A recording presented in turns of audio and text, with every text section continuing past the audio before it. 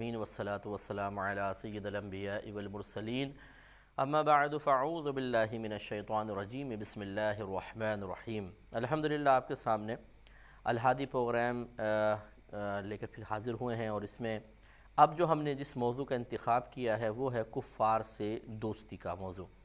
دوستی کا مفہوم میں نے آپ کو بتایا کہ دوست حقیقتاً وہ ہوتا ہے کہ جس کو انسان انتہائی کلوز کر لیتا ہے، اس کے ساتھ اکثر اٹھتا بیٹھتا ہے، نشست برخاست ہوتی ہے، اور اس کے دل میں اتنی محبت ہوتی ہے کہ بار بار میلان ہوتا ہے کہ اس کے پاس جا کے بیٹھا جائے، گفتگو کی جائے، اور انسان اپنے راز، اپنے ویک پوائنٹس کہہ لیجئے، اس کو بتانے میں بالکل جھجک محسوس نہیں کرتا ہے۔ جب اتنا ٹرسٹ، اتنا اعتماد قائم ہو جائے، مسلسل اٹھنا بیٹھنا ہو، اور دل میں اتنی محبت جاگزیں ہو جائے کہ آدمی اس کو دیکھنا چاہے، اس کے ساتھ اکثر بیٹھ کے وقت گزارنا چاہے، تو اس کا نام پھر دوستی بن جاتا ہے، اور وہ شخص دوست ہوتا ہے۔ اگر اس سے کم درجے کا ہوگا، کبھی کبھار ملاقات کی، زیادہ محبت دل میں نہیں ہے، کوئی بے قراری نہیں ہو رہی، روزانہ بیٹھنے کو دل نہیں چاہ رہا، اس سے راز چھپائے جا رہے ہیں کہ نہیں یار کیوں بتاؤں، خواہ کوئی مسئلہ پیدا نہ کر دے، تو پھر وہ ملاقاتی ضرور ہے، دوست نہیں ہے۔ ہمارا مذہب اسلام کفار سے دوستی کو منع کرتا ہے۔ اس کی دو بڑی وجوہات تھیں، جس میں سے پہلی بڑی وجہ یہ ہے کہ جو مذہب اسلام کے عقائد ہیں جو قرآن سے ثابت ہیں، تو ہم نے پچھلے پروگرام میں عرض کیا اور کئی دفعہ عرض کر چکے ہیں، اور آپ سنتے رہتے ہوں گے دیگر علماء سے بھی، کہ قرآن اللہ تبارک و تعالیٰ کی آخری کتاب ہے، اور اس کی دلیل یہ ہے کہ یہ کتاب پوری دنیا میں فقط ایک ہی طرح کی ہے، اس میں کوئی تبدیلی نہیں ہے، کوئی دوسرا قرآن نہیں ہے۔ اور پھر یہ کتاب کا وعدہ، حفاظت کا وعدہ چونکہ اللہ تبارک و تعالیٰ نے لیا ہے، تو اس کا اہتمام یہ کیا گیا ہے کہ پوری دنیا میں جہاں جہاں مسلمین ہیں، جہاں مسلم کمیونٹی آپ کو نظر آئے گی، وہاں پر الحمدللہ اگر 1,00,000 مسلمان ہیں، اس میں کئی 100 بچے جو ہیں وہ اس قرآن پاک کے حافظ ہوں گے۔ بچوں سے مراد کیونکہ شروع سے ہم سکھاتے ہیں، تو بڑی عمر کے لوگ بھی ہوتے ہیں، وہ پھر بڑے ہو جاتے ہیں تو الگ بات ہے، ورنہ چھوٹے چھوٹے بچے، کیونکہ یہ زیادہ حیرت انگیز چیز ہے کہ ایک ایسی زبان جو ہماری مادری زبان نہیں ہے، مدر لینگویج نہیں ہے، اور اس کی تقریباً 6,666 آیات، اتنی ضخیم یہ قرآن عظیم ہے، اتنی موٹی کتاب ہے، اور یہ چھوٹے سے بچوں کے سینے میں محفوظ ہو جاتی ہے، اور ایسی ہو جاتی ہے کہ وہ پورا اگر آپ کہیں سناؤ، وہ پورا قرآن سنا دیں۔ یہ بڑی حیرت انگیز چیز ہے، اور کسی بھی مذہب کی کوئی بھی مذہبی کتاب کسی کو یاد نہیں ہوتی۔ عوام الناس تو دور کی بات، جو علماء کہلاتے ہیں، جو بڑے بڑے مذہب سے تعلق رکھنے والے کہلاتے ہیں، انہیں وہ یاد نہیں ہوتی پوری، یہ چند صفحات یاد نہیں ہوتے، اور یہ پوری 6,666 آیات علماء کو یاد، مفتیان کرام کو یاد، مشائخ عظام کو یاد، عوام الناس کو یاد، لڑکوں کو یاد، لڑکیوں کو یاد،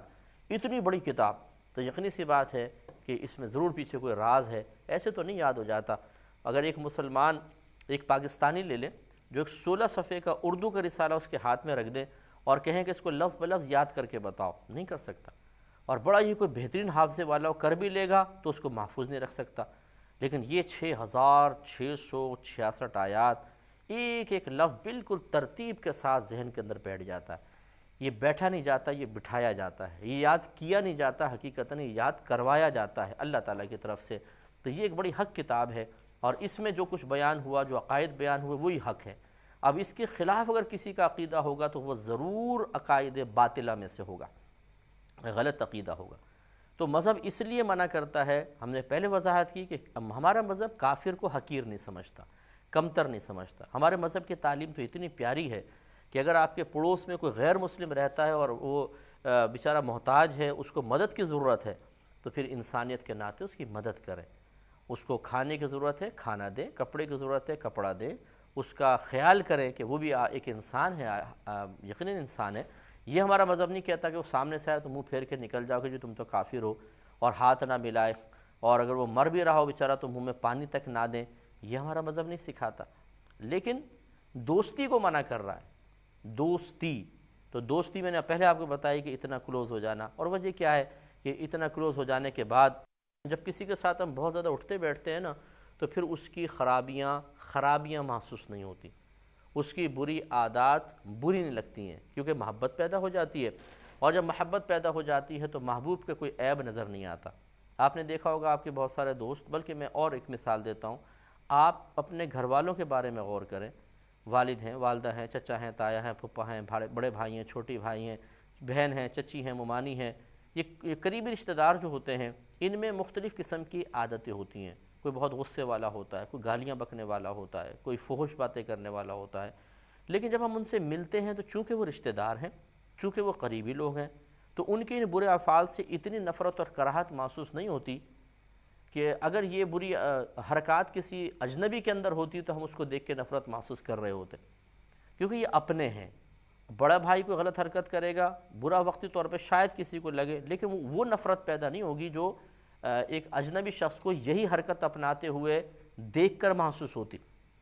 تو مسئلہ کیا ہوگا کہ جب کوئی ایک مسلمان جو زیادہ علم بھی نہیں رکھتا ہے وہ زیادہ دوستی کر لے گا تو پھر ہو سکتا ہے کہ کچھ عرصے بعد اپنے عقائد تو اس کو پہلے نہیں معلوم، اور کوئی ایسا عقیدہ جو مذہب اسلام سے ٹکرانے والا ہو اس عقیدے کو اچھا سمجھ کے وہ اپنا لے، یا اپنائے نہیں لیکن اس سے راضی ہو جائے کہ نہیں یہ صحیح ہے. اب اگر راضی ہو جائے گا تو ہم نے آپ کو بتایا کہ کفر سے راضی ہو جانا بھی کفر ہے. مثال کے طور پر وہ کہتا ہے نا کہ بھئی ٹھیک ہے، یعنی معاذ اللہ ثم معاذ اللہ، اگر کوئی یوں زبان سے کہہ دے یا پختہ ارادہ کر لے کہ میں کل کافر ہو جاؤں گا، کسی نے ارادہ کر لیا دل میں، تو کل تو دور کی بات وہ فوراً ہو جائے گا. اسی طرح اگر وہ کہے کہ اگر میں تمہیں صحیح کہتا ہوں کہ یہ کام ایسا نہیں ہے، اگر نہ ہو تو میں کافر ہو جاؤں گا، جیسے بعض لوگ اس طرح کہہ دیتے ہیں، تو یہ اگر مگر کا معاملہ کوئی اس میں شرط مشروط نہیں بنے گا. جیسے اس نے کہا کہ میں اگر یہ ایسا نہ ہوا تو میں کافر ہو جاؤں گا، اس کا مطلب ہے وہ کفر سے راضی ہے کہ اگر ایسا ہوا تو میں کافر ہو جاؤں گا. کفر سے رضا کا یہ اظہار ہے تو یہ فوراً کافر ہو جائے گا. اسی طریقے سے اگر کسی کے شخص کے ساتھ وہ اٹھتا بیٹھتا ہے اور اس کے عقائد باطلہ بار بار نگاہوں کے سامنے سے گزرتے ہیں، بار بار کفریہ باتیں اس کے سامنے آتی ہیں، تو پھر یہ جو اکثر صحبت ہے، محبت ہے، وہ اس کی قباحت نکال دیتی ہے اور وہ حق اور صحیح محسوس ہونے لگیں گے. اور جب دل اس کو حق محسوس کرنے لگے گا چاہے زبان سے اقرار نہ کریں تو یہ ایمان پر بہت سختی کے ساتھ اثر انداز ہوگا. اس لیے مذہب اسلام نے منع کیا کہ زیادہ صحبت میں نہ رہا جائے، کہ اگر رہیں گے تو کسی کے کفریہ عقائد یا کفریہ رسومات جو غلط ہیں، جو اسلام سے ٹکرانے والی ہیں، اسلام کی تعلیمات سے، وہ اچھی لگنے لگیں گی. اور یہ بھی ہو سکتا ہے کہ معاذ اللہ ثم معاذ اللہ کوئی اس طرف مائل ہو جائے. جیسے لڑکیوں کو دوست بنا لیتے ہیں بعض لوگ، تو یہاں تک دیکھا گیا ہے کہ بعض لوگ غیر مسلم کو کہتے ہیں اگر شادی کرنی ہے میرے ساتھ تو مسلمان ہو جاؤ. اور یہ بھی ہم نے دیکھا ہے کہ بعض نے کفر کو اختیار کر لیا، چھوڑ دیا مذہب اسلام کو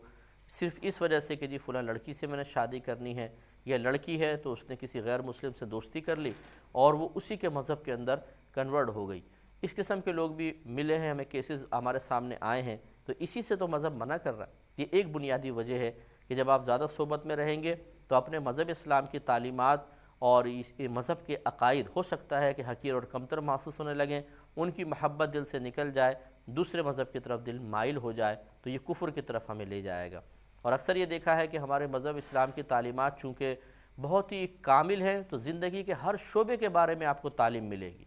یہ کرو، یہ نہ کرو، یہ دیکھو، یہ نہ دیکھو، یہ سن لو، یہ نہ سننا، یہ بول لو، یہ نہ بولنا، یہ سوچ لو، یہ نہ سوچنا، وہاں چلے جاؤ، یہاں نہ جانا، یہ چیز چھو سکتے ہو، یہ نہیں چھو سکتے. کیونکہ جو کامل مذہب ہوگا، جس کے تعلیمات کامل ہیں، تو ہر جگہ یہ رکاوٹ ہوگی. لیکن جس مذہب کی تعلیمات ہی کامل نہیں ہیں تو وہاں پر پھر شتر بے مہاری ہے، پھر آزادی ہے. چند ایک مخصوص لاز ہیں بس وہ سامنے آ گئے، باقی یہ دیکھنے وکھنے کے بارے میں کیا حکم ہے جی، جو مرضی دیکھو، جو مرضی کھاؤ، جو مرضی پیو، جہاں مرضی جاؤ، جو مرضی سنو. تو پھر ہوگا یہ کہ جو مذہب اسلام کی پابندیاں برداشت کر رہا تھا، جس سے زندگی، جس سے اس کی مطلب حیات ایک قرینے کے ساتھ گزرتی، ایک سلیقہ اس کے اندر پیدا ہوتا، ایک تنظیم نظر آتی، وہ اس کو بری لگنے لگ جاتی ہے. اور وہ جو دوسرے مذہب میں آزادی دیکھ رہا ہوتا ہے کہ کچھ بھی جو مرضی کھاؤ پیو، اٹھو بیٹھو، دوستیاں کرو، کوئی رکاوٹ نہیں، جو مرضی سن لو، جو مرضی نہ سنو، تو پھر نفس کہتا ہے کہ یار دیکھ مذہب میں بڑی پابندی ہے اور یہاں کتنا آزادی ہے، کیسا لطف ہے، کیسا مزہ ہے، کوئی ٹینشن نہیں ہے، تو چھوڑ دے وہ پابندیاں، اس طرف آ جا. تو اب ہوتا یہ ہے کہ بعض اوقات انسان خوف زدہ ہوتا ہے، نہیں اگر میں جاؤں گا کچھ عذاب وغیرہ ہو جائے گا، تو وہ جاتا تو نہیں ہے لیکن یہاں کا رہتا بھی نہیں ہے. ٹھیک ہے نا؟ جیسے ایک شخص کو ہیروئن پلا دو آپ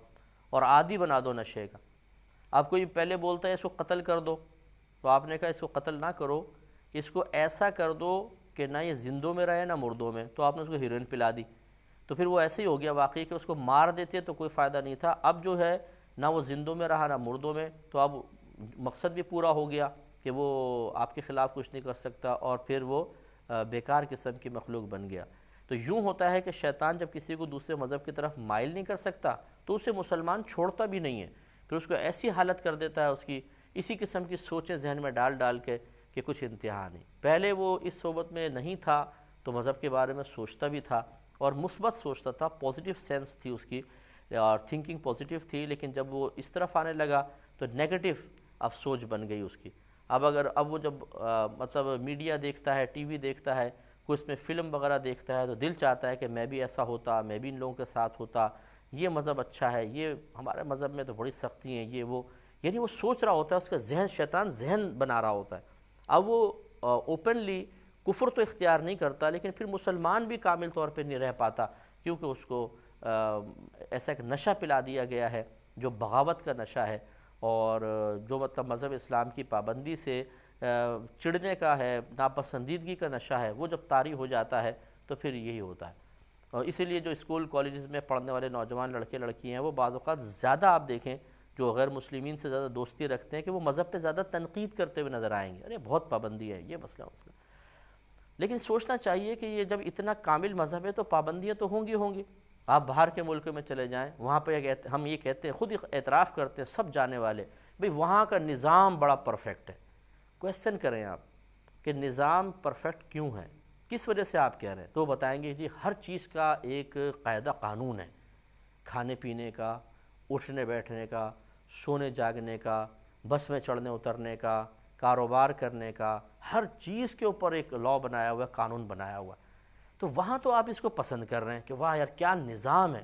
جو بھی چیز آپ بول دیں، جو بھی چیز آپ دیکھ لیں، جو بھی جس طرف بھی نکل جائیں، ایک قانون بنایا ہوا ہے، اس کے مطابق چلتے ہیں تو کیسا خوبصورت ماحول بنا ہوا ہے، کیسا قرینہ۔ تو مذہب اسلام میں وہ نظر نہیں آتا، جب مذہب اسلام کی طرف آتے ہیں تو ہر پابندی بری لگنے لگتی ہے۔ یہ ہے وہ غلامانہ سوچ